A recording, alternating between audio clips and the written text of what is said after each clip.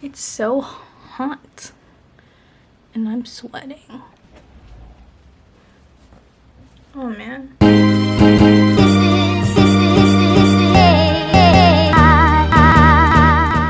Alright guys, so for today's video, I'm going to be talking about my testimony. Woo! Before that though, if you guys are interested in faith content, make sure you like this video, subscribe, and hit the bell notification so you guys are updated with my next video, and let's get to it.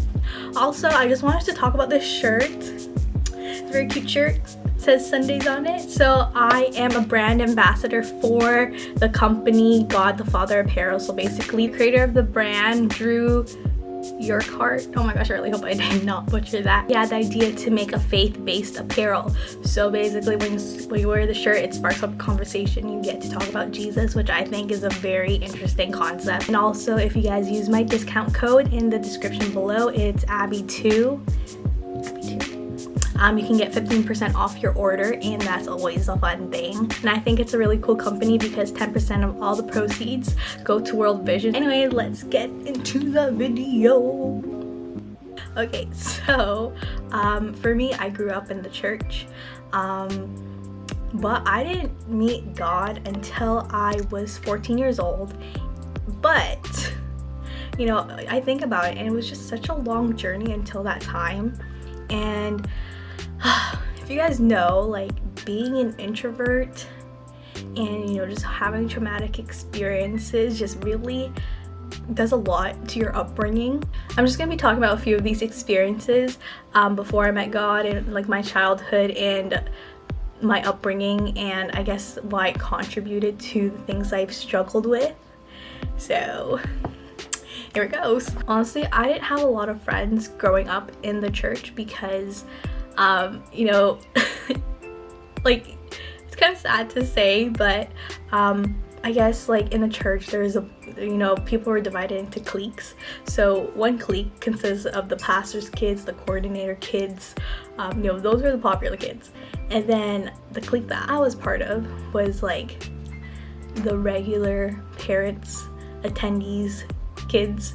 And so literally we were just, you know, to ourselves, and we just minded our own business while everybody that was part of that group was like, you know, they were the popular ones. And for me growing up, I hung out with a lot of guys because in my mom's Bible study, there were only guys there. I was the only girl, so I was like, guess I'm one of the boys growing up, but you know, it's all good. I love my guy friends.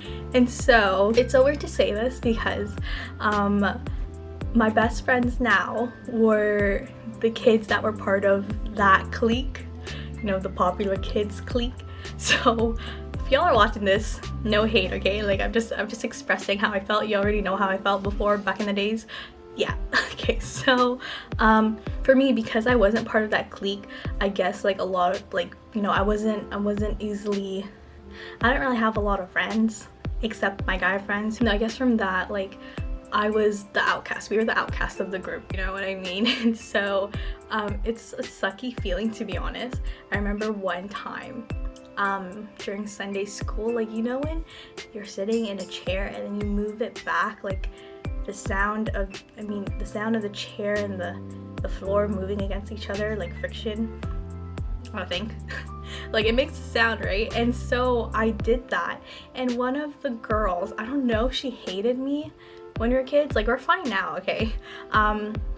Yeah, I don't know if she hated me, but she was like, ew, Abigail farted. And I was just so traumatized. Like, I cried to my Sunday school teacher. I was like, why are they bullying me? I didn't do anything wrong to them. And like, they always were part of a big group, and they always had these games that they were playing, and I would always just watch them from the side. Oh my gosh, you guys, this is like I'm not trying to make it like a sob story because it's not, but you know, this is just my childhood. These are just the things that I remember, and I just thought it was really funny thinking about it now. Like, back then when I was a child, I was traumatized, but it is what it is. Anyway, from that, I just was just so over church people. I was like, whatever, like, you know, I'm I'm in elementary school. I have a good set of friends, but you know, when you're in elementary school, that's when you learn like the things that your parents tell you not to do. Like in elementary school, I learned all about cursing. I learned all about, you know, drugs. I've never done it though, but like when I was in middle school, I was just surrounded by people who were into that, and I'm not part of that group. I was like part of the nerd group. Anyway, I'm always part of the group that was like the outcast group, because you know, like we were the nerds, we were the honor students, and so if you know, you know. Because of that, you know, those experiences, I was like, whatever, like I don't want to hang out with church people. I don't want to go to church, like I don't care about these things. But it was so weird also because I was part of like all the activities that they do, but then again, like I only hung out with my guy friends. Like I never hung out with that group. And so I think I was introduced to like curse words when I was like 8 years old, 9 years old, and yeah, like I was so into that. Like I thought it was so cool, and literally every sentence, like you just had to bleep it out because that's just how heavily I cursed, and it wasn't pretty, it wasn't cute. And even in middle school, like in your preteen years, so from grade 6 to grade 8, which is 11 years old to 13 years old, like you're trying to figure out who you are, you're trying to figure out your self-identity, your purpose. But during that time, I was like super depressed. I was like, man, I hate my life. Like, what's my purpose? And I think it was that time in my life where I was just so depressed. I was so depressed even to the point where I would self-harm. And sorry, like I don't want to make it seem like it's such a light issue, because it's obviously not, but like I think about it and it's just crazy to me how like God can change your entire life. And so yeah, it's just crazy. In middle school, I was just trying to figure out like my place in the world, and it's so weird because growing up, like I grew up with 2 parents. I'm like low-key trying to whisper this because you can hear everything I'm saying because everyone is like in my house right now, so yeah. Mom and I, like, we fought a lot growing up, and so it would even be so bad to the point where I would almost curse her out. Like, guys, if you knew me back then, oh my gosh, I could literally cut your soul by the words I speak. Like, that's how much anger I had in my heart. I could literally rip you apart with my words, and it was so, like, I guess it was like a self-defense mechanism, because I just hated when, like, you know, people look down on me because I was part of a different clique, and I'm like, who do you think you are? You think you're better than me? Like, girl, no, I'm just kidding. There was actually one reason, like, I self-harmed, because I was just so depressed. I felt like I wasn't loved. I felt like I had no purpose, and so that was that. And it was also during the time where I was serving in the church. So for my church service, I played the piano. I don't play the piano anymore, but that was the ministry I was part of. And you know, I remember seeing like my cuts, and they didn't say anything to me. They just said, oh, what's on your arm? Like, it's so ugly. And I was like, you don't even know what I'm going through and you say it's ugly? Honestly, I think it just, you know, helped me understand how to love people better. That was basically my life before I met God. I was the depressed teenager. I was really anxious. I had no purpose in life. You know, I self-harmed. Yeah, I just felt like I just had no belonging. And it wasn't until I attended my first youth summit, and y'all, I'm just very appreciative of my pastor, Pastor Babes, if you see this. Hello, Paul.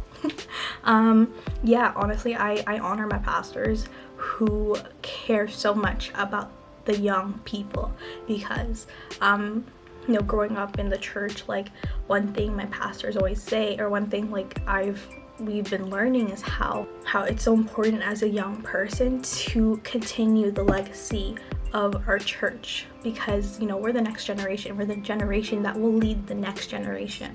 And so I'm so thankful for our pastors who have taken the time to mentor young people, who have taken the time to really you know, set roots in us that are of Christ. And so I'm so thankful for our pastors.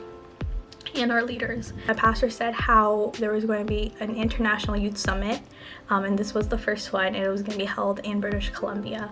And I thought, wow, that's so cool, but I wasn't interested for like the church stuff. I was just interested for the mountains because, y'all, I love nature.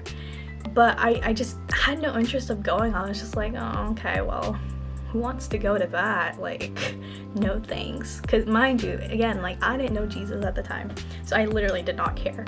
But then a bunch of my friends who, fortunately enough, those were the guy friends I grew up with, and those are the guys that, like, I was part of. Those were, you know, they were part of the clique, of my clique. And so, you know, they were all talking about going, and I was like, man, I don't want to be left out. So I was like, okay, like, I guess I'll go as well. And fortunately, like, our titos, you know, their aunts and uncles, my parents, like, we raised enough money where like my entire youth group in my church could go to the youth summit. And so for me, I was like, okay, like, I'm here with a bunch of people who love God. I don't know God like that, but let's just give it a try. Mind you, again, this is my first youth summit. Like, I don't really do like the regular Christian stuff.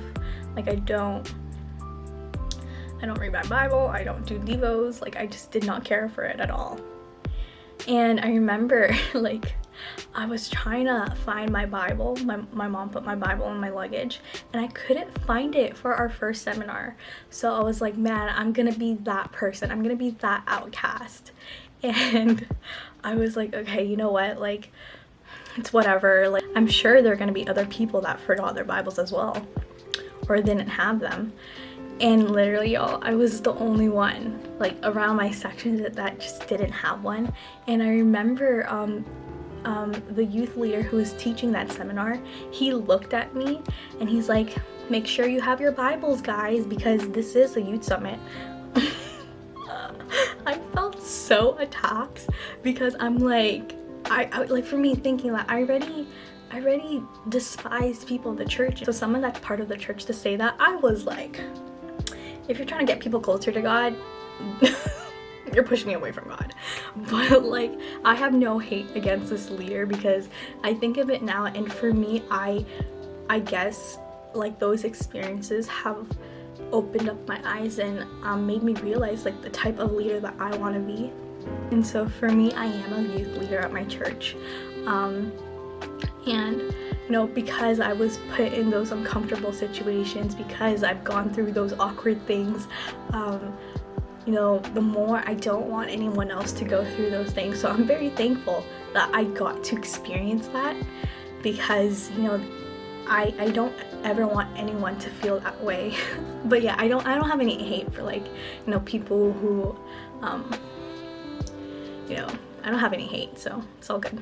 And I remember during this youth summit, like, everyone was like into God, and I was just like, I don't care. Like, that was my mentality. I was just like, I'm just here for the mountains. Like, I really don't care. I will always remember this one session that changed my life completely. In a seminar, in a youth summit, there's like different seminars / sessions that happen, and this was a session that was divided from members, workers, and leaders. And so for me, I was part of the workers group because I was a worker in the church. I don't know who this pastor is. I really wish I remembered him. So basically in these sessions, so you have a small praise and worship, then you got the MCs introducing the speaker, then you got the speaker, and then once they finish talking about the word of God, like, it heads into ministering, and ministering is a time where, you know, they allow you just to commune with God. And I remember pastor saying, I feel that someone here is tired. And for me, I don't know if you guys ever felt that. Like, if you ever felt that you're so tired of being tired. Like, it's kind of like, I don't know how to describe it, but like, that's how I literally felt. I was like, man, like, I hate feeling this way. And I've heard of God for so many years of my life, but I've never experienced him. So I remember telling God, I was like, God, if you're real, like, let me experience you, because everyone else here seems to be experiencing you but me. Like, you know, show me that you're real. And the pastor invited people to an altar call. And so an altar call is basically like during ministering time, when they just allow you to approach the altar, and, you know, pastors pray for you. And mind you, this was like again, my first experience of this whole thing. And you know, this was probably in the middle of the summit, and I've already seen so many other people that did the altar call and I didn't do it. And so I was like, you know what, let me give it a try. It's so hard to explain this. Like, I'm sure everyone who has experienced God can say the same, that it's something that you have to experience for yourself. Like, it's so hard to put into words. But I remember approaching the altar and I just felt so weak that like I literally just bowed and I started bawling my eyes out, literally. Like, it was an ugly cry, so I made sure that, like, you know, my face was hidden because, you know, I'm not a cute ugly crier. But at that moment, like, I just felt so much relief. And then I felt the pastor's hand on my back, and this pastor saying it's okay to let it go. I think God just felt in my heart how much I was tired of carrying this baggage, and literally when I surrendered all those things to God, I felt a huge weight being lifted off my shoulders. And it's so crazy to say that because, like, I don't actually have anything on my shoulders, but like, that's how I felt. Like, that's, if I could explain to you that experience, that's how I felt. And it was the most it was like the most amazing thing I've ever felt in my entire life. And from that moment, like, you know, I had so much hatred in my heart, I had so much anger in my heart, but you know, after that moment I felt so much peace. It's kind of loud, I'm so sorry. And then from that moment I told God I would literally do anything to serve you, God. And so that was back in 2011, that was in July 2011, and it's now June 2020, so it's been 9 years since I met God, and God literally transformed my life. You know, there have been so many days where I feel like I've experienced more bad days than I have good. That's kind of weird to say, but that's how I feel. But if I didn't have God, literally, I would be a wreck, y'all. I would say this all the time, but like, if I didn't meet God, oh my gosh, I don't think I would be here right now. I think I would have killed myself, to be honest. So it's just crazy to think that, like, wow, God really did that. For me personally, like, I'm so grateful and thankful for people that have prayed for me, for those that I didn't even know about, but like, I had people praying for me to meet God. And so in the same way, like, I just want people to experience Jesus, because I know what Jesus can do for someone, because he did that for me. Yeah, just wanted to mention, like, back in the day, like, I literally was just so abusive with my words. Like, y'all, I could cut someone with my words.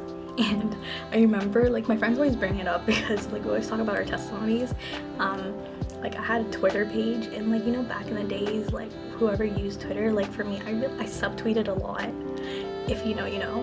And for me, like, in all my tweets, because I had so much anger, I had so much bitterness, every tweet would just have so many curse words. And I was like, I think about it now, I'm like, wow, I cannot believe I'm like that, because, like, I don't swear now. And to think about a curse word, like, I physically cannot say it. Like, I just can't. Like, it's just like, my body just won't allow me to say it. You know, that's the Holy Spirit. It's just so crazy to think that, like, God can change your life like that. So honestly, I'm so excited to share with you guys more faith content, because for me, someone who you know, goes on YouTube, watches all these Christian YouTubers, like, I really wanted to be part of that community, because I have so much love in my heart. Like I said, it's so weird how Jesus transformed my life, like, from someone who just persecuted Christians and someone who just hated God, and how Jesus just changed my life around, how he changed my heart. And I love God, I love people, even though I'm really awkward. You know, I have so much love in my heart, and that's because of what Jesus did in my life. And so in the same way, I'm so excited to start this faith series, whether it's talking about relationships, ministry, family, because every aspect of our life still relates back to God. that's basically it. And so just wanted to say Jesus loves you. Stay favored, stay blessed. I'll see you guys in the next one. Peace. Okay, my throat really hurts.